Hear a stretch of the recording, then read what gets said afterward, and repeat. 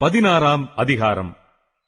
அப்பொழுது தேவாலயத்திலிருந்து உண்டான ஒரு பெருஞ்சத்தம் அந்த 7 தூதருடனே, நீங்கள் போய் தேவனுடைய கோப கலசங்களை பூமியின் மேல் ஊற்றுங்கள் என்று சொல்ல கேட்டேன்.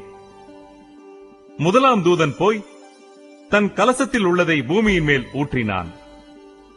உடனே மிருகத்தின் முத்திரையை தரித்தவர்களும் அதன் சொரூபத்தை வணங்குகிறவர்களும் ஆகிய மனுஷர்களுக்கு பொல்லாத கொடிய புண்ணுண்டாயிற்று. இரண்டாம் தூதன் தன் கலசத்தில் உள்ளதை சமுத்திரத்திலே ஊற்றினான். உடனே அது செத்தவனுடைய இரத்தம் போலாயிற்று. சமுத்திரத்தில் உள்ள பிராணிகள் யாவும் மாண்டு போயின.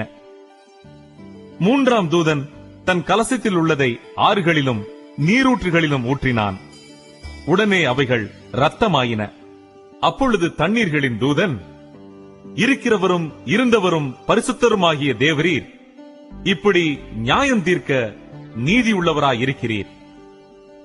அவர்கள் பரிசுத்தவான்களுடைய இரத்தத்தையும் தீர்க்கதரிசிகளுடைய இரத்தத்தையும் சிந்தினபடியினால் இரத்தத்தையே அவர்களுக்கு குடிக்க கொடுத்தீர். அதற்கு பாத்திரராயிருக்கிறார்கள் என்று சொல்ல கேட்டேன். பலிபீடத்திலிருந்து வேறொருவன், ஆம், சர்வ வல்லமையுள்ள தேவனாகிய கர்த்தாவே, உம்முடைய நியாய தீர்ப்புகள் சத்தியமும் நீதியுமானவைகள் என்று சொல்ல கேட்டேன். நான்காம் தூதன் தன் கலசத்தில் உள்ளதை சூரியன் மேல் ஊற்றினான். தீயினால் மனுஷரை தகிக்கும்படி அதற்கு அதிகாரம் கொடுக்கப்பட்டது. அப்பொழுது மனுஷர்கள் மிகுந்த உஷ்ணத்தினாலே தகிக்கப்பட்டு இந்த வாதிகளை செய்ய அதிகாரமுள்ள தேவனுடைய நாமத்தை தூஷித்தார்களே அல்லாமல் அவரை மகிமைப்படுத்த மனம் திரும்பவில்லை. ஐந்தாம் தூதன் தன் கலசத்தில் உள்ளதை மிருகத்தினுடைய சிங்காசனத்தின் மேல் ஊற்றினான். அப்பொழுது அதன் ராஜ்யம் இருளடைந்தது. அவர்கள் வருத்தத்தினாலே தங்கள் நாவுகளை கடித்துக் கொண்டு தங்கள் வருத்தங்களாலும் தங்கள் புண்களாலும் பரலோகத்தின் தேவனை தூஷித்தார்களே அல்லாமல் தங்கள் கிரியைகளை விட்டு மனம் திரும்பவில்லை. ஆறாம் தூதன் தன் கலசத்தில் உள்ளதை ஐபிராத் என்னும் பெரிய நதியின் மேல் ஊற்றினான். அப்பொழுது சூரியன் உதிக்கும் திசையிலிருந்து வரும் ராஜாக்களுக்கு வழி ஆயத்தமாகும்படி அந்த நதியின் தண்ணீர் வற்றி போயிற்று. அப்பொழுது வலுசர்ப்பத்தின் வாயிலும் மிருகத்தின் வாயிலும் கள்ள தீர்க்கதரிசியின் வாயிலும் இருந்து தவளைகளுக்கு ஒப்பான 3 அசுத்த ஆவிகள் புறப்பட்டு வர கண்டேன். அவைகள் அற்புதங்களை செய்கிற பிசாசுகளின் ஆவிகள். அவைகள் பூலோகமெங்கும் உள்ள ராஜாக்களை சர்வ வல்லமையுள்ள தேவனுடைய மகா நாளில் நடக்கும் யுத்தத்திற்கு கூட்டிச் சேர்க்கும்படிக்கு புறப்பட்டு போகிறது. இதோ திருடனைப் போல் வருகிறேன். தன் மானம் காணப்படத்தக்கதாக நிர்வாணமாய் நடவாதபடிக்கு விழித்துக் கொண்டு தன் வஸ்திரங்களை காத்துக் கொள்ளுகிறவன் பாக்கியவான்.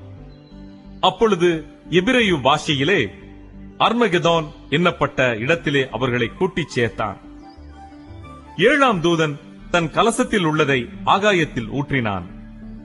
அப்பொழுது பரலோகத்தின் ஆலயத்தில் உள்ள சிங்காசனத்திலிருந்து ஆயிற்று என்று சொல்லிய பெருஞ்சத்தம் பிறந்தது. சத்தங்களும் இடிமுழக்கங்களும் மின்னல்களும் உண்டாயின. பூமி மிகவும் அதிர்ந்தது. பூமியின் மேல் மனுஷர்கள் உண்டான நாள் முதற்கொண்டு அப்படிப்பட்ட பெரிய அதிர்ச்சி உண்டானதில்லை.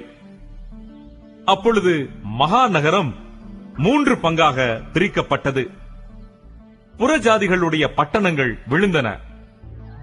மகா பாபிலோனுக்கு தேவனுடைய உக்கிரமான கோபாக்கினையாகிய மதுவுள்ள பாத்திரத்தை கொடுக்கும்படி அது அவருக்கு முன்பாக நினைப்பூட்டப்பட்டது.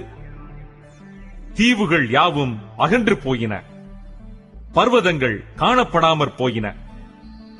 தாளந்து நிறையான பெரிய கல்மழையும் வானத்திலிருந்து மனுஷர் மேல் விழுந்தது.